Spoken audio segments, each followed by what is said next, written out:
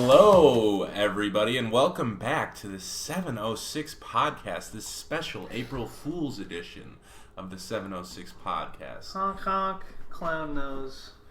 We'll add those in post.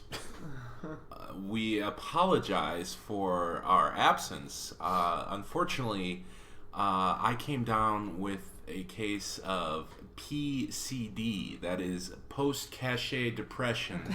And let me just say, the discharge policies at Bellevue are pretty stringent. Tony actually had to vouch for my personal safety. Did you not, Tony? Was that true? Yeah, I had to explain that Kirk has bad taste in movies, and like, oh, okay, that's fine. That happens every once in a while. We get one of these, and then we send him out. So I'm like, he likes Birdman, he likes Ferris Bueller. They're like, oh, of course. So they let him out the door, and we were good to go. Well, see, this is why you have friends. So today we're going to be discussing Come and See. Come and See is a Belarusian film directed by Elem Klimov. An actor or a director unknown to me. Nobody else has seen any of his works. No. I looked up Are some of you his kidding me? Relatively Klimov is my... No. So, Come and See is, I believe, 1985. I lost the page that I was referencing, but So 1985 at the end. yeah, 1985. Okay. Won Golden Prize at the 14th Moscow International Film Festival, but that's all I'll say about that. Tough year. It was a tough year. It was very tough. It was going up against Titanic, Munsters Inc. University. what was the other one? There was Babushka. Yeah. Bushka. That was Tarantino's first, actually. But Come and See is a war drama detailing the life of a young man. Teenage years. He looks like 14. Yeah, 14-ish. Yeah, pubescent boy named Florian. He's a peasant in what we are taken to believe is the Belarusian prairie, or kind of like the forest area. He's in a rural area. He is conscripted into the partisan army, and this is during World War II. This is 1943. I should give some geopolitical context. Unfortunately, I'm not too well versed in World War II, especially like the Eastern Front. I do know that this is basically Belarus during this time was essentially kind of a no man's land, or a crucible in which kind of the Soviets and the Germans were vying for control of Eastern Europe. So it's not necessarily that they're they're in the middle. There's not this black or white. There's not this neat dichotomy. So he joins the partisans who are vowed to fight the Nazis, and He actually he finds a gun, and that's kind of his the prerequisite to joining the militia, and then he's off to war, and it kind of details his journey, which is a horrifying journey, absolutely unspeakable for any person, let alone a kind of a naive, awkward, aphagic 14-year-old at the beginning of his development, so to speak, into a man.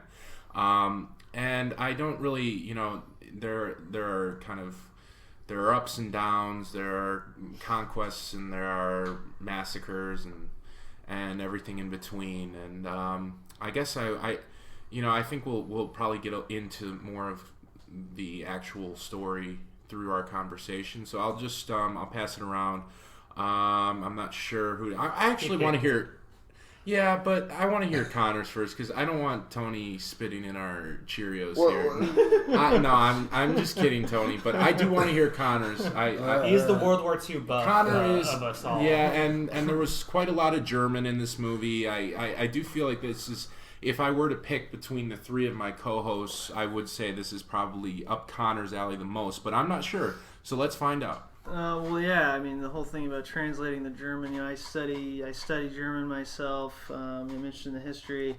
So I ended up playing the role actually of the collaborator, translating, speaking on behalf of the German occupiers. He is complicit. And so, which was disturbing, and it kind of hit a note with me. But yeah, I'll say about this movie, this is an extremely heavy movie.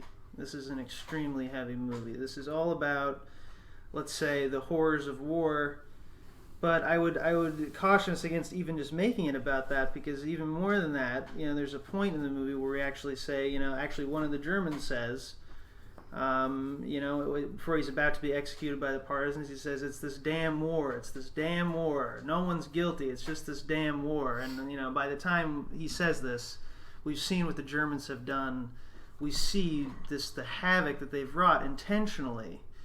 And the fact that they are so guilty, it tells you that maybe it's not. We can't just reduce this down to a story of the horrors of war, because it's, there is an element of responsibility to all this. So that's what I'll say about it. But and beyond that, the movie was, I have to say, beautiful. It was a movie that, the guy just somehow had this all figured out. Klimov did, and it's like. The visuals and also the sound design. I'm sure we can talk about that more, but pass it off to somebody else. I did not introduce my co-host. That was quite uncouth of me. So that was, you just heard from Connor, and then Connor. We have Tony. It's me. Yeah. And Anthony. Yes. You want to go? So the Tony? gang's all here. Sure. All right. I will say it was indeed a sound design. No, I really liked this movie a whole lot. I thought it was magnificently well done. I thought the visuals were great. There are a number of shots in this movie that are just like beautiful and just wonderfully framed, and just the use of the fog, and I love just the texture, and it's so like everything in this movie, you can feel it, you can smell it, you can really get a sense of just the reality these people are in. Just there's a scene of them just crawling through the muck like early on, and it's really just like, and there's so many things in this movie where you're just a little like, bit of Mozart playing in the background. Yeah, that's true. This Mozart guy, I don't know what else he scored, but he did some good work. The score, I will say, was in the parlance of Pokemon, super effective. It was really good. The score was fantastic. I loved it.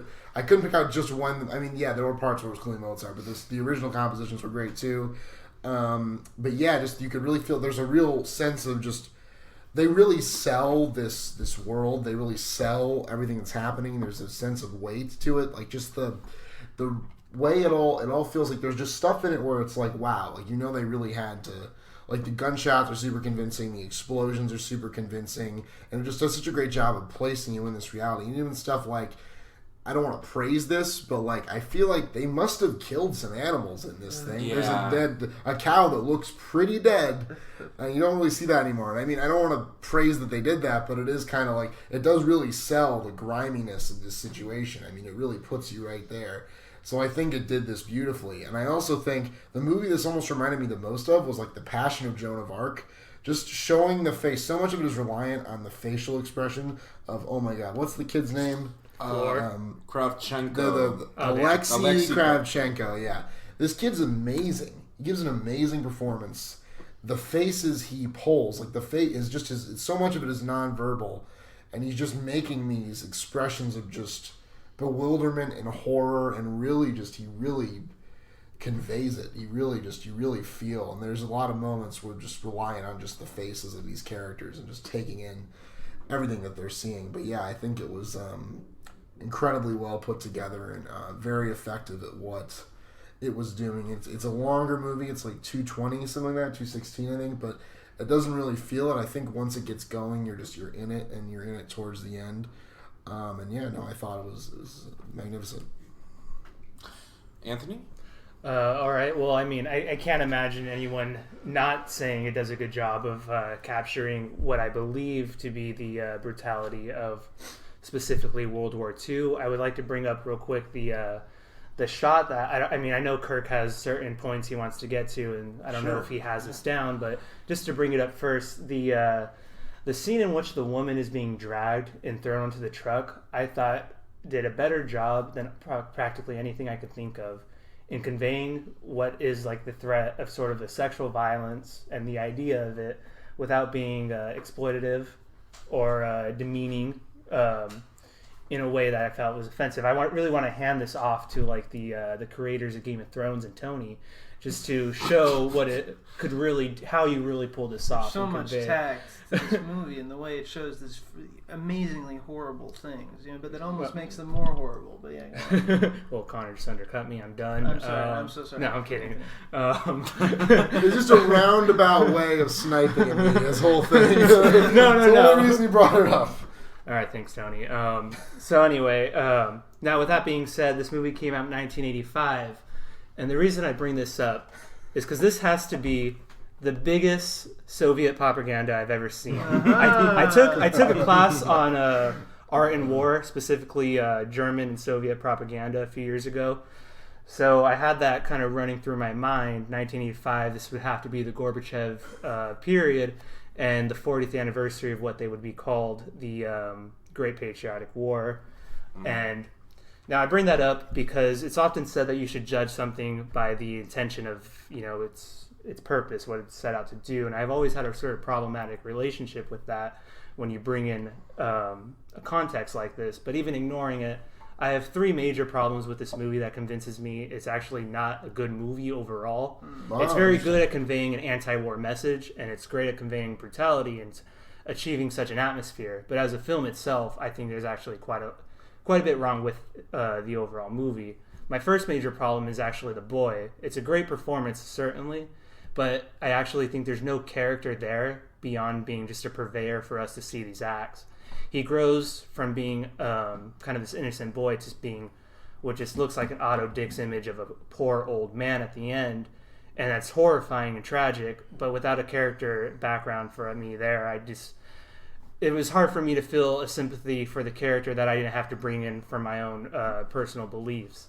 To the intercuts of the real footage at the end, I thought kind of destroys what I can only describe as sort of this Derridian artifice that's created in the movie. And I don't like the fact that it denaturalized the fiction I'm seeing. And third, my problem is too often we see these first-person perspectives, and rather than conveying to me more of the horror, I just felt like they were simply feeding me information of propagandic purpose.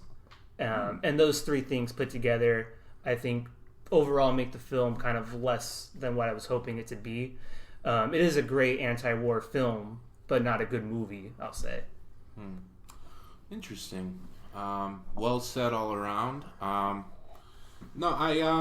Let's head back to Klimov, because he's kind of who he is the reason for its existence, and he is why we see what we see. I mean, we can look at context, but the idea of the impetus for this and the kind of where it was, where it came from, who it came from and why. And so I just have a quote here. He says, about the movie, "As a young boy, I had been in hell. Had I included everything I knew and shown the whole truth, even I could not have watched it." So he's referring to his experience throughout World War II.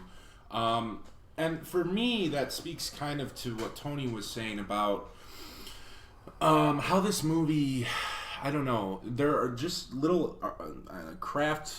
elements of craft that add up over the course of the movie to make it feel more present than necessarily other war movies are for me.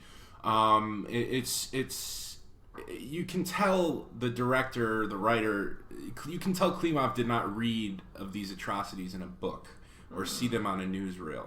You can tell that he lived them, because whether it's the explosions, whether it's I don't know, it's just whether it's how the characters move in some sort of choreographed sequence, or how the Nazi soldiers look with kind of voyeuristic intent through the windows of an unassuming cabin full of innocent civilians. It's just all of these aspects for me, and then yeah, go ahead, Tony. No, I'm saying I don't think Anthony's disagreeing with any of that. I think he's I'm not arguing against it.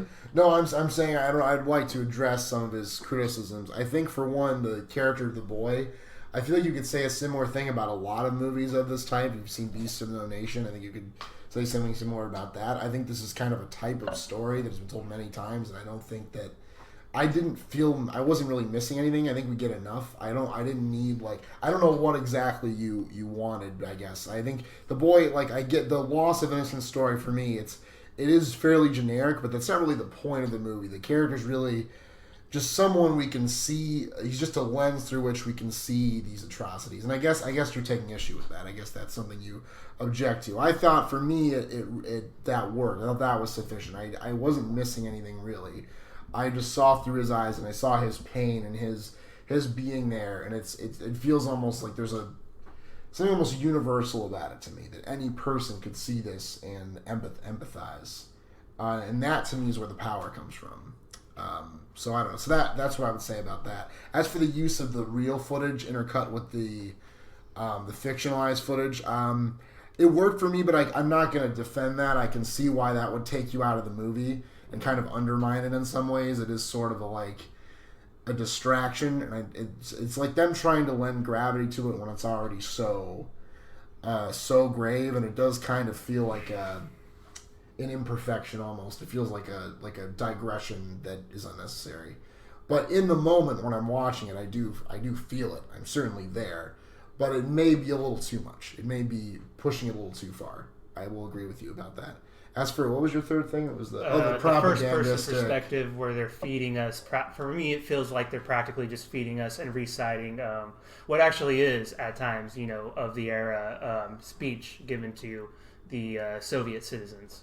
Okay, yeah, and I mean, again, I don't have the context to dispel that. I mean, that very well might be true.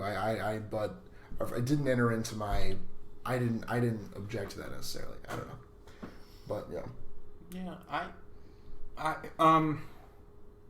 as far as the news, as far as that goes, towards the end, after the protagonist witnesses a village being sacked, the inhabitants burned alive in a church, and kind of an incredible scene. It's actually amazingly just cruel and vicious. I've never seen anything quite like it.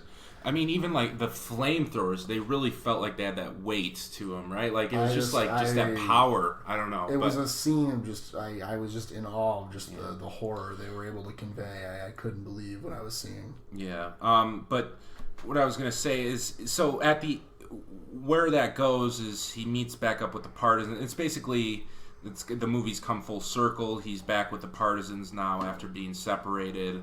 After having seen all of these things, kind of moving forward back to war, after a little diversion, or at least in some sort of trial, whatever it might have been for, but or not for.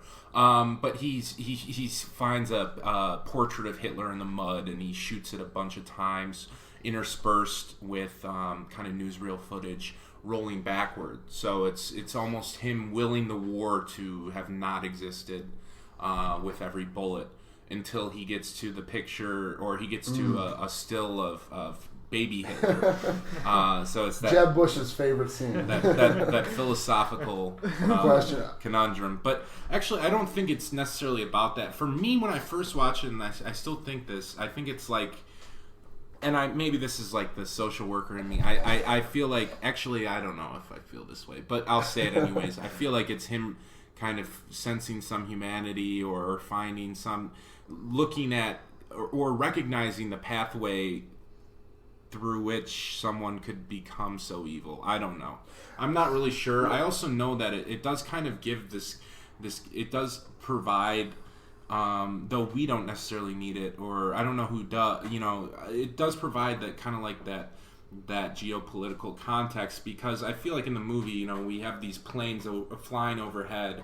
Yeah. They're kind of these faceless arbiters of whatever, of justice, or they're kind of harbingers of doom, right? They drop bombs, but we don't really get any exposure. They're up there, they're away, and it feels like we're watching a movie of characters that are kind of pawns in this larger scheme, So it's very much a war waged within a certain defined area, within a culture, within kind of a populace, and how it eradicates that culture.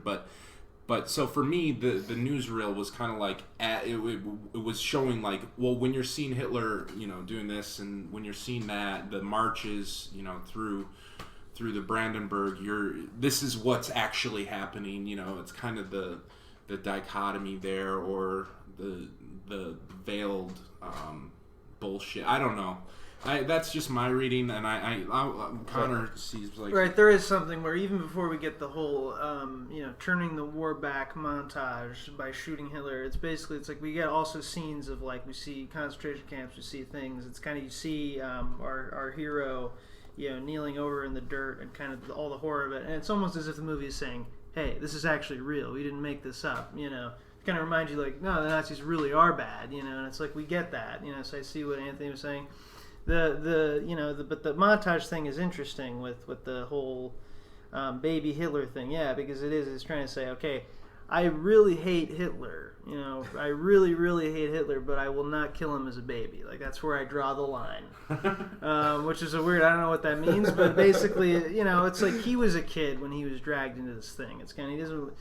I guess he doesn't want to kill babies. I guess I'm losing my thread here, but you know what I mean. It's about a certain kind of mercy is necessary, but vengeance is also kind of necessary as well. I want to go back to the point of mercy because there's a scene I thought was interesting here. Is when the German soldiers are kind of rounded up, and they're surrounded by what are they called? The partisans. The partisans. They're surrounded by the partisans, and there's a guy. A translator, he's basically begging for mercy. He's like, no, let's please. And a collaborator. He was working with the Nazis. He was alongside them. He might have been Polish. And he ended up, I think, being spared, right? No, they killed everybody. They killed him as well. Okay. But so basically they're like, what? You're just some guys like, what? You're just gonna kill them? They like burned a building full of children. You're just gonna shoot them? They deserve so much more than that. And there's this whole debate. Not much of a debate. Basically, the one guy pleading for his life, and then another guy who's not apologizing at all. He's like, we did this for a reason. Like we defend what we did. So the basically the question is whether they're going to burn them alive or shoot them. And they're about to burn them alive. They get dumped gasoline on them. A guy runs over with a torch, and then some guys intervene and shoot them. So it is kind of the question of mercy. And I thought that scene was interesting because it was like, are we going to be as bad as these guys, or are we going to try to rise above it? Someone says, no, we're not the Germans. We're not going to burn them. So I do wonder, Anthony, what you thought of that scene. It's a very Russian sentiment of, look how evil humanity is, and look at how much they drag us down. But look how slightly better we are. And would you have preferred it if it had been more of a like war makes everyone bad and they had burned them alive? No, I actually like that scene, but I do think that ties together with the overall propagandic message. But I want to go back to the. We only have to be slightly better. Did you see who was carrying the torch? It was the that guy? bookkeeper. It was the guy from that house when he's originally he's being hid. Yeah, I don't. No, it's the guy that's sitting across, the young like blondish dude. Do you remember that? I don't know. Anyways, I want to go back. So it was a character. It wasn't just a random. Okay. The baby Hitler thing though, real quick, because that the portrait of what you see them though. Of you say recognize humanity. Well, it parallels an earlier scene at the beginning of the movie. When the boy, before he's being sent off with the soldiers, is standing next to his mom in his long Admiral P coat, and he's standing next to the mother in a very similar position, and it just goes back, ties them together. So what do you guys think of like the central metaphor in this movie? It's come and see. It's kind of, it reminded me a little bit of Cachet when I was like thinking about it while watching the movie, because it's like what's seen and what's not seen, right? Like Roland Barthes once said, it's all about the male gaze. Come and see. The movie opens. The town elder is imploring the kids to stop digging. Because you're digging for trouble, or I forget what specifically he says, but the sentiment is you're digging up you're digging up the past, and that's what they're digging for weapons, from a previous conflict, so this kid can go fight with the partisans. So I think that metaphor is pretty direct. I don't know, it's just kind of like the digging up of our history and finding culpability there. I don't know. I'm not sure. I want to hear what you guys have to think about. This is from Wikipedia about what the title means. Should I read this, or should we feel? Fuck that. No. Well, I think it's interesting. All right. My thing before you give that is I was thinking about the guy who the famous cult leader from Jonestown. Jim Jones. I should remember that. Jim Jones, who would always say the Book of Revelations come on in a watch or come on and seas. That's literally, that's the thing. You got it. Wow, I'm very impressed. Good job. Jim Jones. Yeah, it's a line from Revelation. And when he had opened the fourth seal, I heard the voice of the fourth beast say, "Come and see." And I looked, and behold, a pale horse, and his name that sat on him was Death, and hell followed with him. So there you go. It's quite nicely tied in with the brutality. You gotta have Revelation in there. Okay. Rapture. Well, then it's actually, yeah. I think there's, like you said, though. There's also, the like, come and see this horrible stuff.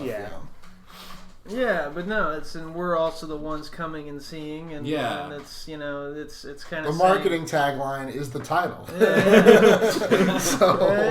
that has its own kind of problems with it. I think maybe rather than being pure propaganda, it has a conscience about this idea. It has a conscience about dredging up the past, But I mean, it's interesting. I do also that weird monkey thing. That was so weird. That weird monkey thing has big eyes. I think that's the idea, honestly. It has very big eyes, and then the guy, the German general guy, covers it with his helmet. Yes. He feels bad enough for the little monkey thing. It's actually symbolic of the audience. It's us wishing we could hide behind the helmet and. Yeah, or no, I think, is it a lemur? or I think the boy. It's not quite that. It's not. I think it's a kind of lemur.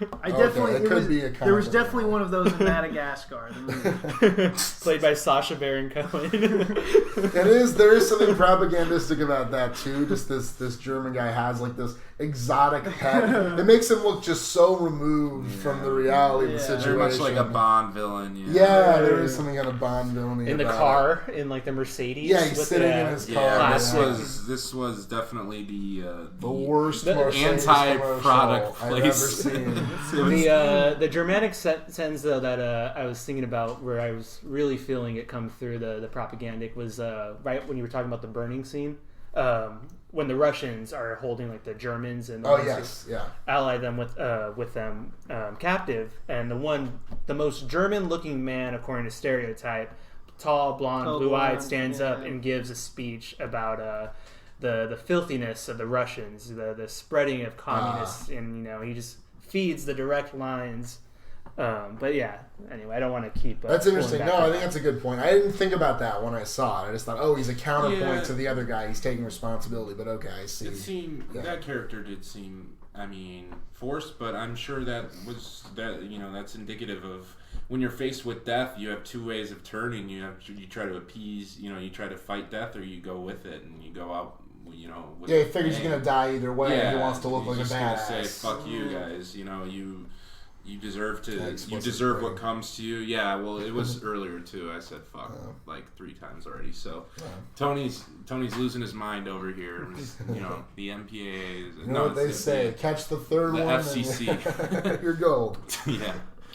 Go ahead. I do want to bring up one thing. Now we've broached the subject of the Bible. What's really interesting, what I really thought really struck me, I kind of forgot about it with the later part of the movie, but when we first have when Floor is left behind at the partisan camp, and he basically is left behind with this girl named Glasha, I think her name is. And basically they're hanging out, and eventually the camp is bombed. But then it has this whole sequence where now Flora's kind of gone deaf, and we just have this thing of they're just in the forest together, and they're kind of like having fun. It's like very like innocent. It's like there's no other people around. It's like everything's gone. It really is this kind of like those are my favorite scenes Adam in the movie. and Eve kind of thing. She calls herself Lily too. And the score while this is playing, but is very just unsettling. No, there's definitely an undercurrent of like something is very wrong. That creepy ass pelican. What was up with that? Yeah, that was. Well, no, they were really like one with nature in a way that was foreboding, but it was and only temporary. It's a lot So on the worse than that. 706, that is our first pelican. We'll be pointing out each one we see in the future. This is one pelican so I think far. it was a stork. We're not sure. We'll count it. We're going to count it. Let's close it up. We're undermining Tony already. It's half of a pelican. That's not You want to count it as half? Yeah. Maybe there is or it isn't. But I thinking back on the Hitler, I think it's like an integration, right? It's an integration of the idea that, oh shit, Hitler's actually not that different from me, and he's integrating himself. He's growing to realize that it's not just him good and Hitler bad.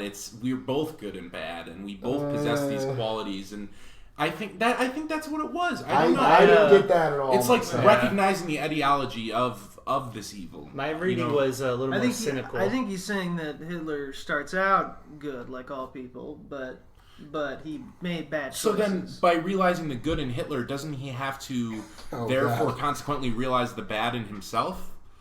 That's an interesting idea. I think, the movie ends with a march, right? A march off into the woods. Yeah. I think it kind of is, we got to keep fighting them. That's kind of the note it ends on. And I think fair enough. What the hell would I do? There's no real conclusion. It's just like, all right, they got to just keep going. It's onward. I read it We've as seen a it. futility of the situation, Yeah. Oh, okay. disappointment, and just having to march on regardless. What did you guys think of the old lady? This is kind of one more image that really struck me. The elderly woman she was carried out on her bed to sit in front of, or to lie in front of the village burning, and the Germans say, you'll make great offspring. You'll be a breeder. Yeah, you'll be a breeder. I don't know. It's just, that was another striking image. That lady, just looked. I don't know. She didn't look sad. She didn't senile. She didn't know what was going on. Uh-huh. She looked she was smiling. Oh, thank you, nice boy. Yeah, I think that's just kind of how 100-year-old ladies look. It's kind of, I don't know. Sort of neutral expression. I don't know. I was reading that as an interesting variation of age, because right before that we were seeing the lady sadly being dragged away, rape going on, imply to us, and then we see her, and right after we see the boy, and we're getting 3 different types of age. We're seeing 2 ladies at different points of their motherly stages, and a boy, the offspring, kind of sadly just degraded to becoming an old man. And this is right before we're going to see him in his close-up as what, sadly he becomes, just an older figure. Very wrinkly. Yeah. At the end. PETA definitely would have been all over this movie, though. I do wonder if that cow was shot. I know that... I feel like it must have been. Cow was... No, but there was a dead cow at the end. But when the... First of all, how did they do the firework? effects? You can have blanks. Shots. Blanks. Okay. I don't imagine the Soviet Union had the animal safety laws. Yeah, because the cow jumped and then it fell down and it started shivering, and you looked at its eye and it was just and there's flies. That was one of the hardest to watch. I was a close up. That may have been from something else, but could have been. Yeah. But there were many different animals throughout the movie that were just kind of like, there was a horse. The pig with the knife in it as like its legs are and then at the end they even toy with the lemur. They're kind of like pushing it and prodding it. Well, it's like, it's just not very happy. But with that image in your head, we'll head to the voting portion of this episode. That was one of the milder images, I thought. Tickling a lemur. But okay. Well, exactly. We don't that's what you meant. Okay. Yeah. So we're gonna pass. I'm gonna pass it around. I'm gonna ask for the honest opinions of my co-hosts and see what happens. Tony, why don't you start us off? Well, if you want my honest opinion? No. Okay, all right, I'll do that. All right, so no, I think Kirk believes I'll never vote for one of his movies, I think, but that's definitely not true because I'll vote for this today. This is a very good movie, and I'm glad I watched it. Cool. That's one. Anthony, you want to go? Yeah. Okay. Well, I mean, you heard my complaints at the beginning.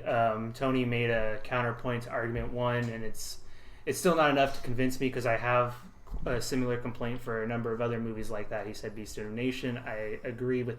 I have a similar complaint to that, although I think that movie does a better job of establishing a character.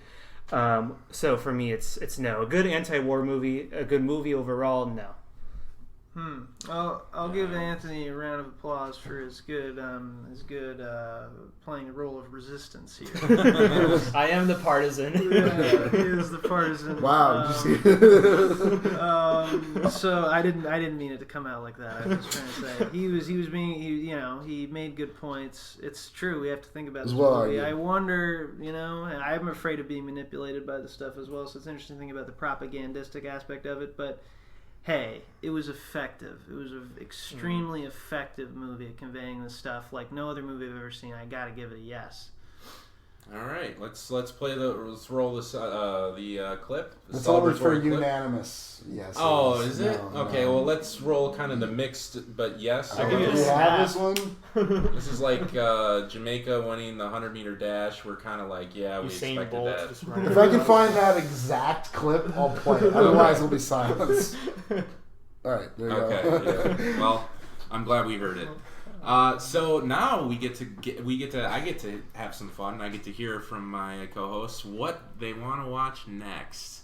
So they're gonna throw movies at me, and I'm gonna decide who I like better based on voting patterns, based on their ability to throw games in Super Smash Brothers. We'll see. I admire the honesty, at least. Okay, no. He's openly corrupt. I'm openly, it's like a Brazilian he's still corrupt, arguably. It doesn't make a difference, but all right. All right. I was least recent, so Anthony, go ahead. Tony, go first. You go first? Well, I was least recent. That's fine. Okay, that's fine.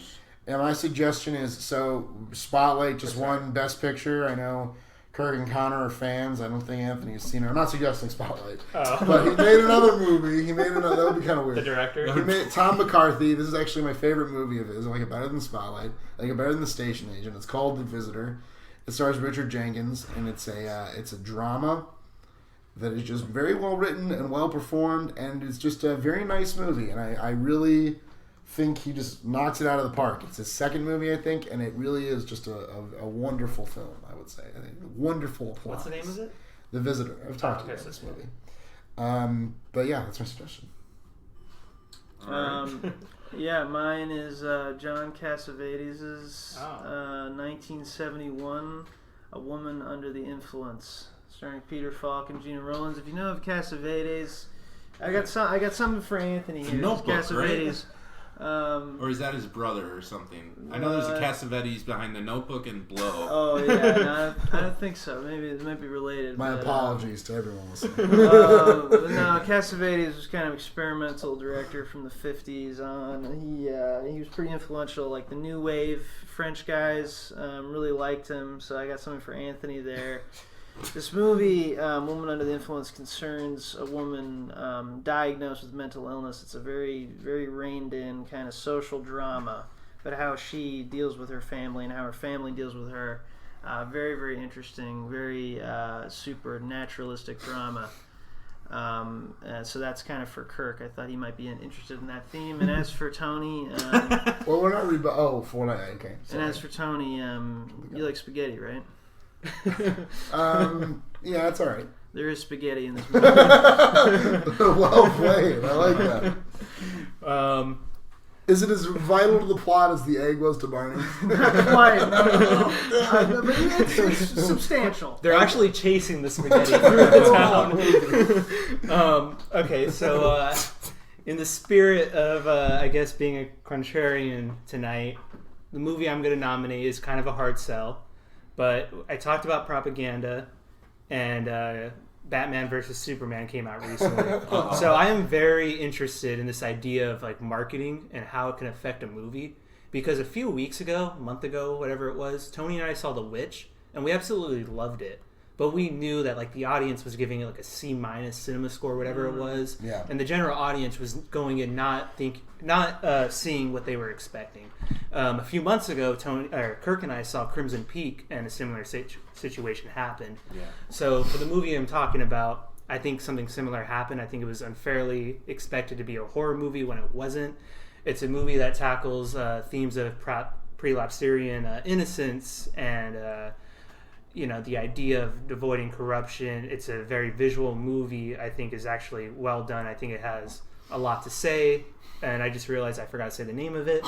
So I am talking about 2004's M. Night Shyamalan's The Village. Oh boy! Oh, wow, that's a fun pick. And I will defend That's it in the what I next call round. a twist, folks. That's very meta. I like it. Oh my! Okay, go ahead. Yeah, I gotta say, I'm very proud of our options today. I think there's not a bad option here. I've seen The Village. I think we've all seen it, right? Sorry, go ahead. I've seen The Village, and I saw it on cable. I wasn't even thinking you did it. I wanted didn't pay to. attention. I wanted to like The Village. I wanted to be a guy who can be like, guys, The Village is good, but I couldn't quite do it. I don't really care for the movie. I'd be interested in seeing it again, though, seeing if my opinion is swayed at all. But I don't hate the movie or anything. But yeah, I'm not. I would rather see The Visitor again. I do think The Visitor is a stronger film by a fair amount. As for Woman Under the Influence, that's been on my list for a while. I haven't seen any Cassavetes. I think my film is more of. I think Connor's is kind of a riskier choice, which is something I commend. I do like that, but I think mine is a pretty safe home run, and that I think everyone will like it probably. I think I have probably the movie that everyone will like the most, which is unusual. I'm not usually in this position, so I think it's a golden opportunity to be in everyone's good graces for a little bit. So that's my argument. Yeah, as for me, I already kind of made my rebuttal. Like as I was saying it, I'll say that it can kind of appeal to all you guys. I will admit though that it is a very heavy movie. We just had a very, very heavy movie we just watched. So And then before that, we watched a heavy movie. we watched pretty heavy movies. So if you want something to cheer Cache. you up, maybe go for The Village, I guess. None of these are really cheery Just movies, pick my I don't movie. think. All right. Well, as for The Visitor, Tony's talked about it quite a bit, and to be honest, I have no interest in still seeing it. But I'm sure I might enjoy it. I mean, he seems pretty convinced that we'd all be into it. I'll be honest. In terms of Connor's movie, I would like to get us back to a little bit more of a populist sort of movies that people have either seen or have more of an interest in. Okay. I think The Village, it's not quite there, but compared to the film Connor brought. We just seen Cache, Brazil, When Harry Met Sally, so it's a good choice. I really want to see it. As for The Village, I think it is a movie that actually gets better upon rewatch. I know it's easy to say that. I think it has as much to say as Signs or not Unbreakable, but what's the other one? The Sixth Sense. I think it tackles issues that are not usually seen in adult kind of genre films. And upon rewatch, I think you realize that what you once thought were faults are actually strengths and pluses to the movie. Great performances, I think, as well. Can't believe you picked The Village. All right. Well, This is the kind of thing I like, though. I like that kind of left field choice. I don't like it. It's also, I think all our movies are pretty recent. Yours is 1970. 71. No, sorry, I just was wondering. That seemed like such a passive aggressive. No, it thing. wasn't. I thought it was more was recent, kinda to be funny. honest. Sorry. So I've heard from my three co-hosts. Let me just double check to make sure. Oh, God. I He hasn't got missed a beat, folks. He's right back. let me just double check to make sure I got the names of these movies right. So Tony, you went with The Monthly Visitor. It's a smash campaign against. It's actually his seminal work. It's self-directed. It's about denying the effects of menstruation on women's psychosexual functioning in true Tony fashion. It's not believable. Wow. And Connor, It's a good rebuttal, Kurt. Connor, so yours is a POV style movie of Lindsay Lohan behind the wheel of a Mercedes. That's what I got. And then Anthony is just was more concise than mine. I'll give it that. Anthony's just M. Night Shyamalan. yeah, exactly. No, Anthony's is my favorite Smash character. The Villager. He goes home, he finds love, and he finds redemption. He finds redemption in the Temple of Palatena. Anyways, that's for all you video game nerds out there. But to be serious, I do appreciate all three choices here.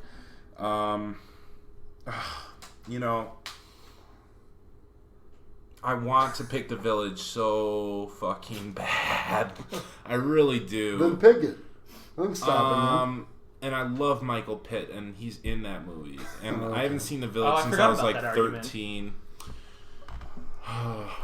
And I don't know if I'll ever watch it again if I don't pick it now, like in my whole life. But Connors did intrigue me. I don't know. I feel like the discussion will be better if we pick Connors. Maybe not. Pick based on what you want to watch. Will be more Pick the one you vitriol. want to watch. All right, I'll stop it. I just like enjoying being in control. As you I can tell. understand. I will pick Connor's movie. Okay, Yes, thank you. I will pick Connor's movie, which I already forgot the name of. I will now reference it as Lindsay Lohan in a Mercedes. Woman Under the Influence. Yes. Yes, I think you guys will like this movie. Anthony made a good point. The Village was a bold choice. I got to give him props for that. And Yeah. 2 in a row for 2.5-hour movies. Oh yeah. We're getting Wait, is longer. Woman in the Dunes a long, or Woman in the is it a long movie? I don't know. It's all right. Doesn't, It's in 8 parts. Connor's movies get longer each time. He doesn't remember, but they keep getting longer. All right. All right. Thank you guys very much for listening, and we'll see you next week with April Fools. April Fools. Just kidding. We're done.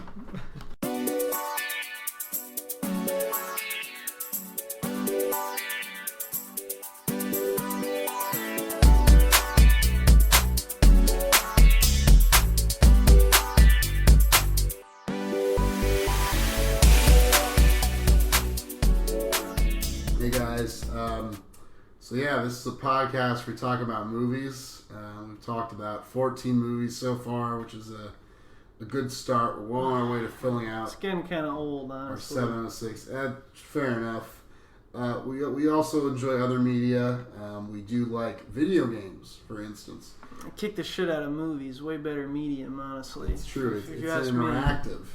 You can they're like movies you can play. So Just as much narrative, all right, but you can also have the interactive element. It's experientiality, so it pretty much kicks the shit out of movies. I think that if Klimov could have played the game we're talking about today, he would have packed it in because it puts him to shame. We're going to talk about a specific video game today. This is on the Wii U console. We've been playing it recently, and yeah. It's quite good. This is Donkey Kong Tropical Freeze. Donkey Kong Country Tropical Freeze, rather. Sequel to the 90s. Well, okay, so basically I think in like 2012, Retro Studios, which made Metroid Prime, brought back Donkey Kong Country. Donkey Kong Got a Country. Batman Begins style reboot. Originally developed by Rare, but now taken up by Retro Studios. It's an American studio from Austin, Texas. So very interesting they were able to pull this off. And man, did they ever pull it off. We've been, with the Wii, we've been dealing with new Super Mario Brothers. Everybody's nostalgic for the 90s platformers, but this was like a game. Certainly, the original, the Donkey Kong Country Returns, was like a very great return to form. But this game on the Wii U just knocked it out of the park with its production values and just the sheer just quality of the platform that you get in it. It's amazing. Yeah, no, it's a blast to play. We're replaying it now. We played it kind of when it came out, and now we're playing it. We're doing a fresh playthrough. We're on World 5 or 6. Or the Fruit World right now, which might be my favorite world. Where it's okay, so you have you're in a world. It's a tropical island. It's one of several islands that you visit, but it's a tropical island where you start out. It's in a jungle. You see all this fruit, and you see that the bad guys are turning it and they're chopping it up and they're making it into juice. And by the end of the world, you make it to the boss and stuff. Now you're in this tropical south. You're in this South Pole area. You go from the tropical jungle to the South Pole. And here they're freezing all the juice to make into popsicles. It's just fucking awesome. Defense. It's so cool what they do. There's so much creativity. All of the levels they make sense. There's always something. There's always a reason for what you're doing, and there's just so much character to the way everything works. The levels will have some kind of hook, some kind of premise. Yeah. Usually, or a through line that runs through them. Yeah. Yeah, and then you have the cart levels, you have the rocket levels, you have the Rocket underwater levels, which I'm not quite as fond of. They don't really have the same sort of kinetic energy and momentum. No, that's one thing. In our playthrough of this, world like 5 or is it 4? The one before the one we're on. Okay, I think it's world 4 is the sort of the beachy level. That one kind of it's a weak point in the game. You got all these kind of underwater sections. There are like 4 levels that are 80% underwater, and it's kind of a drag when you've been so into everything else. When the rest of the game is so freaking good. It's like, why bother with the underwater levels? I mean, we've seen, yes, sometimes water levels can be nice to break up the pace in a Mario game, but really it's like... They're a little too many. What are they good for, really? When you've got so many other great mechanics going on. I think they had a lot of potential with just beach stuff. They could have done a lot of sand stuff, a lot of just, I don't know, I thought they could have done a lot with it that they didn't necessarily do. But there is just a great variety in the worlds. There's I don't know, what are the worlds? You got the savannah world. You have like a forest world. World 2 is the mountain. It's almost like a Bavarian countryside. It's beautiful. Yeah. It's like something you never expect to see in a Donkey Kong game. Donkey Kong Country 3 had the sort of Pacific Northwest vibe, which is beautiful and sublime. But this kind of managed to get all of these great just environments. It's the African savanna, the it's just amazing. I think that some of the last levels are an ice level.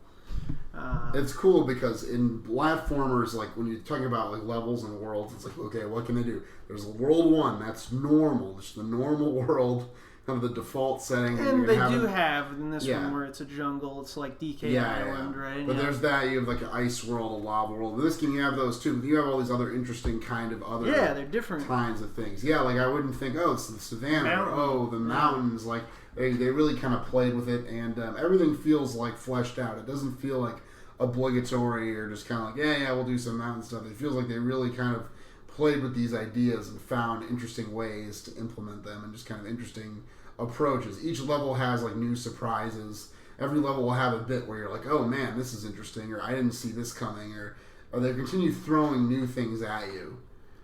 And this is a game that really improved upon its predecessor because of the way it did the villains in the game. Villains are super important in games. They're not very well done.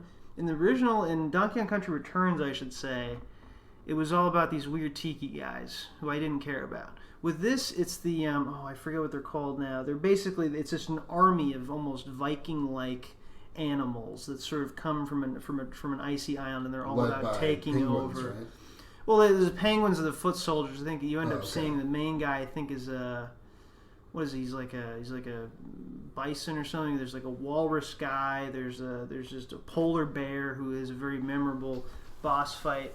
All these different characters, and they have so much personality. You can see they're just all about taking over the place and living a good life, off other people's stuff. That's what they're all about, and it's an easy enemy to kind of to root against and to try to fight. And that's counteracted by just the awesomeness of the Kongs themselves, of Donkey and Diddy and Dixie and Cranky Kong. They're all just having fun, jumping around. You know who's going to win in the end, and you're there. You're there for them. You're there with them. See them, trump these silly Arctic animals.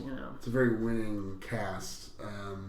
The story obviously very minimal. That's all it needs to be, but it's exactly right. It's exactly right for the tone of the game and the vibe they're going for. It's a very strong sense of just atmosphere and fun, and just every level's packed with just detail. No, it's just the best. Just the best. It's just it's delivered. The tone they were going for is just across the board and throughout the game is just there. Have you played the original Donkey Kong Country games, Tony?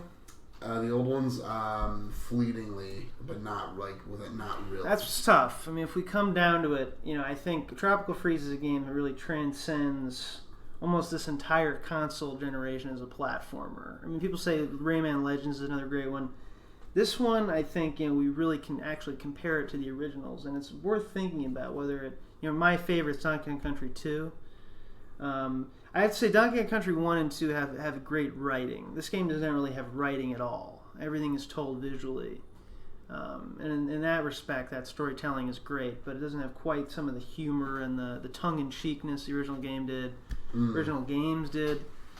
But it's still, I think it's a really whopping game. I was just reading on NeoGAF, people talking about how, the Wii U has been kind of such a flop, but some of the games on it are so good, and it's kind of like, it's almost like the new Dreamcast. If you ever had a Dreamcast, you had Soul Calibur on there, you had, say, Jet Set Radio is a game you couldn't get anywhere else. Dreamcast itself had like a really distinct vibe and some really, really good games. It was lost in a lot of garbage, and people just didn't really have faith in the console anyway, even as soon as it came out. Wii U might be a little bit like that. Wii U, Nintendo's already bagging it, to work on the NX.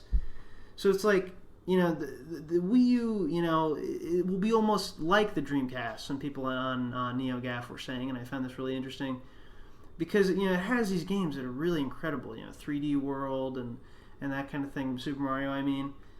And Smash 4. These really fantastic games, but they're just kind of lost in sort of a bad console that was kind of doomed from the start. I always love to think about that. Very interesting comparison people have been drawing there. Yeah. And if you're going to have a collection, if you're going to be the hipster guy, I still have my Dreamcast with my Jet Set Radio, my Echo the Dolphin game. I know I'm going to be that hipster with the Wii U collection. I got to have Tropical Freeze there as well. This is a game that should last for a long time. Really is brilliant. Yeah. If you have a Wii U, this is a must-buy. If you're one, this is absolutely a must-own. Fantastic platformer. I myself am a big platformer guy. It might be my favorite genre, and this is one of the foremost platformers of this generation, if not the clear winner. Just because it is next gen, it is a beautiful game, but it is stick to those. It feels progressive, but it's also classic. It gets it all right. So oh yes. So anyway, I know this has been a very long bonus bit, but we wanted to talk about. We were just playing Tropical Freeze. I don't want to talk about movies anymore. Let's talk about Tropical Freeze. Next week we'll have an episode on Mario Kart 8. Yeah. And we need to do an episode on. Fast Neo Racing? Fast Racing Neo. Fast Racing Neo, that's right. Alright, guys. We'll see you next week with, what's that movie by Cassavetes? A Woman Under the Influence, a.k.a. Lindsay Lohan, as Kirk likes to call it. That's right. Alright, guys. We'll see you next week. April Fools.